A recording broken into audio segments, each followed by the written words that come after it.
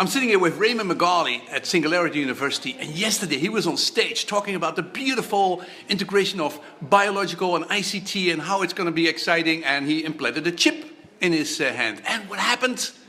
It bled. It was painful. He had to go off stage a couple of times, and he had to be helped, and he had to present and basically be treated at the same time. So he loves to basically take risks. Raymond, how's your hand? Really good. Not having any problems with it, and wasn't in any pain yesterday. Let me show quickly what is underneath it. I'm not really supposed to do this because I don't want it to get infected. Okay, so there it was in, and then where is the chip now? Little hole, it got injected in this way, so it's really back in this area. It's a little swollen, so you can't see the outline of the chip. Okay. But now, you are a chip man. You're a little bio. So what are you going to do with it, with this chip? How is this going to, affect your life? well, the first plan I have is I'm going to hook up my door lock at home, so if I forget my keys, just reaching for the doorknob will cause it to unlock. I'm kind of excited about that. I want to set up some stations so that whenever I walk into different rooms in my house, I can have the music follow me around, and we'll see. And then several people have come up with these great suggestions where you can go ahead and program some information in the chip, and people can scan it by just having it near their phone, and I won't have to carry business cards. I'll just say, yeah, let me give you my information. Yeah. Ding. And you're going to have this connected to your Apple Pay, so everywhere where there's or your credit card, and then basically everywhere you basically hold your hands and you pay, right? Which, and as an American in Europe, everybody's like, oh, you don't have the smart chip in your car. I'm going to say, I've got the smart chip right here. Yes. So that'll be nice. Hey, what is your passion about the future of the integration of ICT and biological? What is your passion about it? Why are you so enthusiastic? I really love the future that it lets us reach for, and I really love getting the word out about how some of this stuff is going to work, because the best future here is not where people are developing this in ivory towers, where you've got scientists who are kind of working on their own, or it's big corporations or big governments. It's where everybody's participating, everybody finds their own uses for the technology, and as a global society, as small groups, we don't come up with just one solution. We come up with a lot of different experiments, a lot of things to try, and all inform each other. And you think that technology moves fast? Because I have always had the impression it moves incredibly slowly. Because decoding DNA, we've been busy with that for quite a while, and studying and that kind of stuff. And it doesn't influence the world in any practical way. It takes 10 years for everything. It always seems that way. It always seems like we're on the slow track. But then we build up enough information and we make these little breakthroughs, these little phase changes. So, yeah, it moves really Okay, in the next 5 years, what's going to be the next 5 years, okay? Can we expect anything in the next 5 years? Can you give us some example?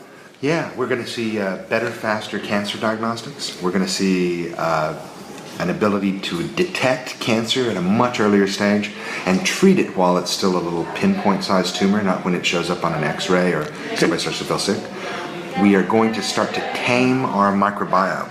So instead of having these little beasties that live on us and we're just unaware of what's like a caveman venturing out of a cave and being attacked by a saber-toothed tiger, we're going to have a whole bunch of little domesticated beasties that kind of take care of us. We live in a little more harmony, and we're already starting to see the first consumer apps for sort of a bacterial world. Okay, now if we could talk about that positive, what could be the worst thing which happens with this beautiful technology which could go out of hand? What would be a horrible scenario? Unintended consequences are always the place where we go wrong. So if Give me an extreme one. Somebody hacks a bacteria and they're trying to make it so that it gets rid of bad bacteria, and it turns out it's getting rid of bad ones and good ones, and it turns bad. And this is the problem with this technology. Yeah, no, but make it practical. Like you were saying, a bacteria which eats oil, polluted oil, and then suddenly it ends up in our car and basically... Yeah. A bacteria that eats oil is good for an oil spill, but bad whenever it ends up in your crankcase or your oil wells. So we have to kind of look, and every one of these technologies has got that same kind of dual use, and that sword that cuts both ways. So being able, one, to tell who wields the sword, and two, having a plan B where you can back out of something, and really with biological technologies, with any engineering there, you want to have a plan A, B, C, D, and E, where you can go ahead and shut it down. We need to have defenses for that. Okay, one last question. Raymond, one question. We're trying to redefine goals here of education in the Netherlands. And we're talking about what kids should learn, and they should learn their passion, they should be different. But what can we get rid of? What can we get out of elementary and high school so that we make room for all these new things, like, you know, this biological, this creating our own future? What can we get rid of? Can we get rid of what? In effect, I think really we don't get rid of it, but we turn it upside down. So for a long time, schools have been babysitting academies because we'd set them up so parents could go in the fields or go to work. Kids no longer need to learn a big long list of facts, memorization, how to stand in line. Kids need to learn how to learn. They don't need to memorize things, they need to learn how to memorize things, how to commit things to memory. They don't need to learn math, they need to learn number theory, which sounds kind of funny having kindergartners learning number theory, but whenever they understand how things group together, what an odd and an even number is, it becomes much easier. Numbers have personalities, and then they can learn. But Google has turned the world upside down already. It's no longer valuable to know a bunch of stuff. It's valuable to figure out where that stuff is so that you can get it when you need it. So we don't have to learn grammar, spelling, learning how to read, German, French, Latin. We can get rid of it all.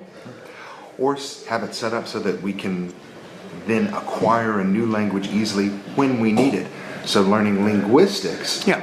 And then going ahead and adding on the pieces that you need when you need it, that becomes very interesting. We ought to be educating kindergartners like they are college students, not beating the creativity out of them with a lot of rote memorization and rote learning and standing in line, but showing them how to learn, solve problems, and then go ahead and add on big packs of facts and let them specialize when they want. Okay. Raymond, good luck with your chip, your hand, and thank you for coming here. Thank you.